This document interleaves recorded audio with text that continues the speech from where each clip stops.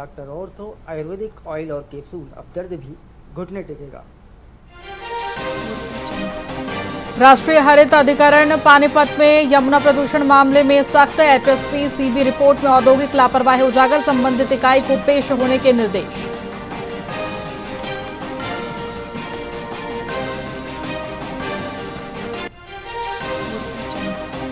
Ambala court में फर्जी दस्तावेजों से जमानत दिलाने का मामला उजागर, सुनवाई के दौरान खुला राज, आरोपी ने आधार कार्ड, फोटो और हस्ताक्षर से किया इनकार।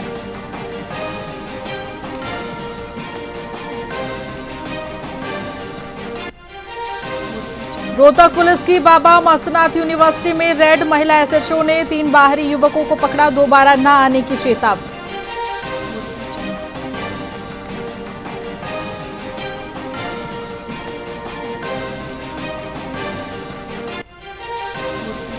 हरियाणा में मानसून से पहले सरकार अलर्ट, जिलों में कंट्रोल रूम बनाने के निर्देश, मॉक ड्रिल और रेस्क्यू टीमों की तैनाती पर जोर दिया।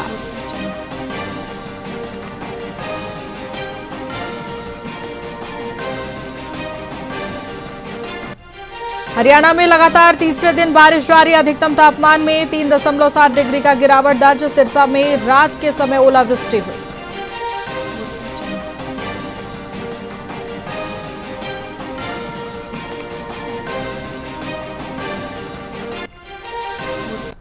नमस्कार, मैं आपके साथ खुशी गोस्वामी। वीआईपी न्यूज में आप सभी का बहुत बहुत स्वागत है। रुक करेंगे खबरों की ओर।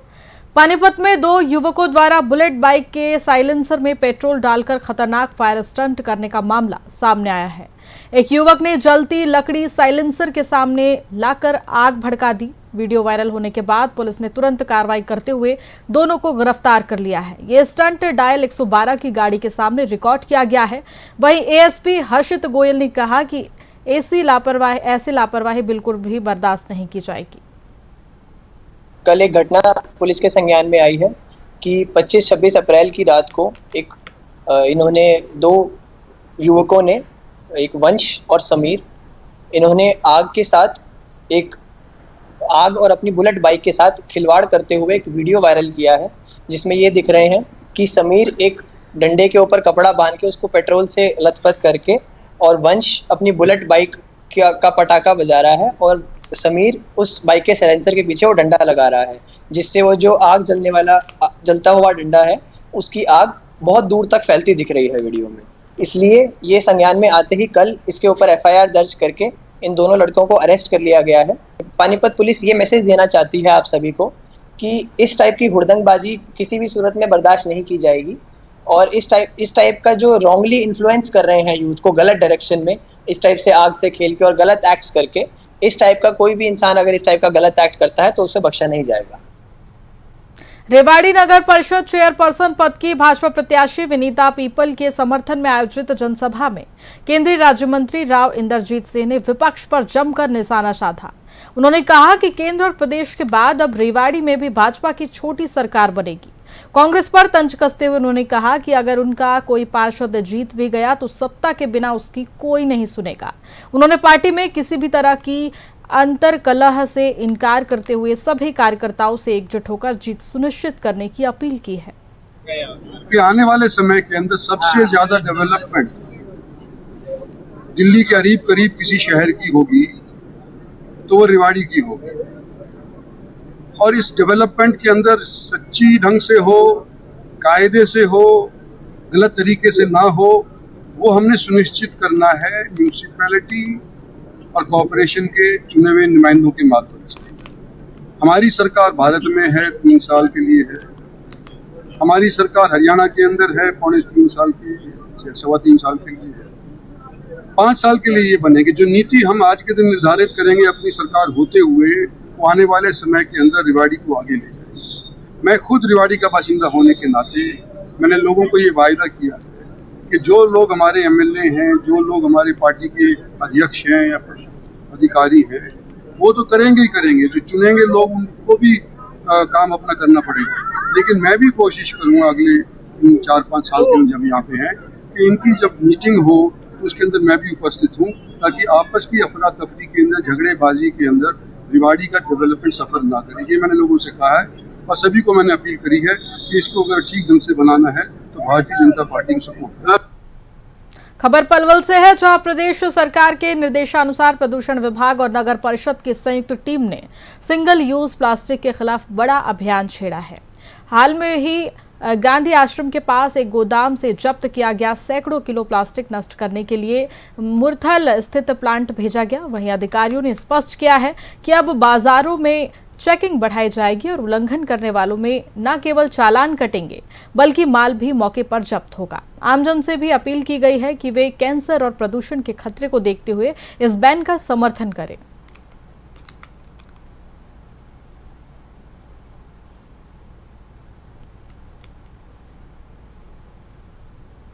नहीं, ये पॉल्यूशन कंट्रोल बोर्ड की टीम आई हुई है, ऊपर से इनका आदेश आए पड़े हैं कि ये काफ़ी टाइम से हमारे पास ये सिंगल यूज प्लास्टिक का स्टोरेज पड़ा था।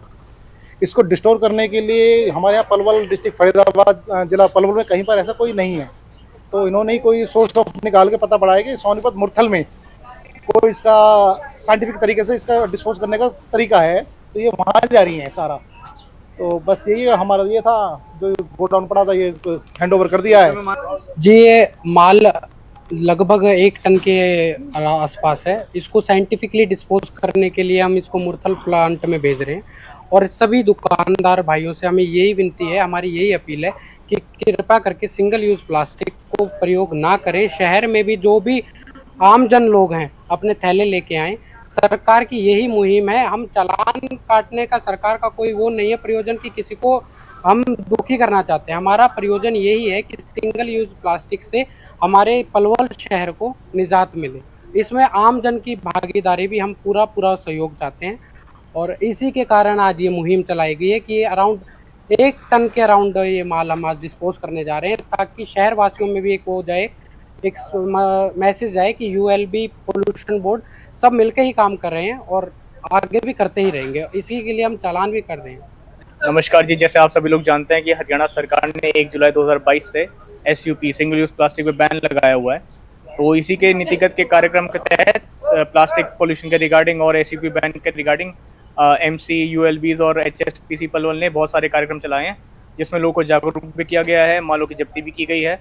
तो आज उसी के जो माल जब्ती हुई है उन सबको हम वेस्ट टू एनर्जी प्लांट में ले जाकर इसका साइंटिफिक डिस्पोजल कराने के लिए ये सब माल हम सोनीपत भेज रहे हैं। नहीं, ये पॉल्यूशन कुरुक्षेत्र में शिक्षा मंत्री महिपाल ढांडा ने बरना स्थित हरियाणा सुपर 100 परिसर में आयोजित यशोदीप सम्मान समारोह में JEE एडवांस क्वालिफाई करने वाले विद्यार्थियों को सम्मानित किया। उन्होंने बताया कि प्रदेश के सरकारी स्कूलों के 89% विद्यार्थियों ने सफलता पाकर देश में कीर्तिमान स्थापित किया है। वहीं शिक्षा मंत्री ने 99% से अधिक अंक लाने वाले 16 छात्रों को पुरस्कृत करते हुए कहा कि बुनियाद और सुपर 100 जैसी योजनाएं प्रधानमंत्री और मुख्यमंत्री के सपनों को साकार कर रही है। सरकार ने सरकारी स्कूलों के बुनियादी ढांचे को सुधारने और मेधावियों को हर संभव संसाधन प्रदान करने का संकल्प दोहराया। उन्हीं अनेक ख्यालों के बीच में एक बात हमें भी याद रखनी चाहिए कि जिंदगी में वही व्यक्ति उपलब्धियों को पाए हैं, वही व्यक्ति जीवन में सफलता अर्जित कर पाए हैं जिन्होंने अभाव में जीवन जिया है, अभाव में जीवन जिया है। तब हमारे मुख्यमंत्री मनोहर लाल जी ने ये तय किया कि हमें एजुकेशन का जो स्ट्रक्चर है, ढांचा है, इसमें आमूल चूल परिवर्तन करने हैं।